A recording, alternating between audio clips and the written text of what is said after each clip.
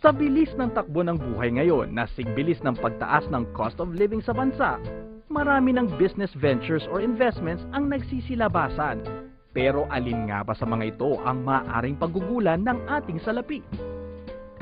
Bilang isang OFW, para sa akin, at sa aking pamilya, magandang investment ang condominium. Mabilis mag-appraise ang value niya. Para sa akin, mas ideal yung condo. Kasi kagaya namin, nasa probinsya kami, usually kasi pag nag-college yung mga kapatid namin, doon sa Manila nag-aaral. At the same time, pag natapos na yung mga kapatid mo, pwede mo nang ibenta. Tulad ng nabanggit ng ating mga kababayan, isang profitable option na maaaring i-explore ay ang pag-invest sa isang condominium unit.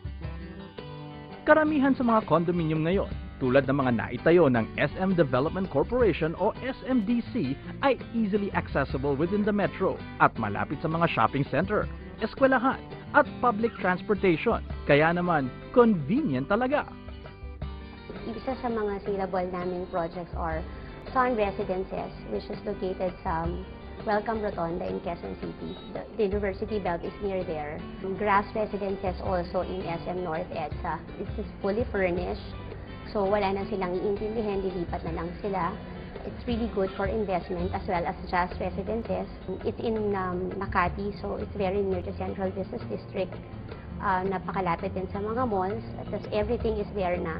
So we also have C Residences in Mall of Asia. Condominium is a good investment because of 4 things. Number 1, di ba condo, ang gagawin mo na lang is to choose which project, which unit, and which payment term, and then you're done. Pag you build a house, bili ka ng lupa, papadesign ka sa architect, magbibid ka pa ng contractor, and then next is yung mga condominiums, malapit yan sa business district, and then malapit din yun sa mga commercial areas. And then third, yung amenities. And lastly, yung property managers naman namin can take care of your unit, clean your unit, repair your unit, improve your unit, and have your unit sold or rented out. Kaya mga kabayan, kung gusto nyo ng safe, secure at profitable venture, mag-invest na sa isang kondo.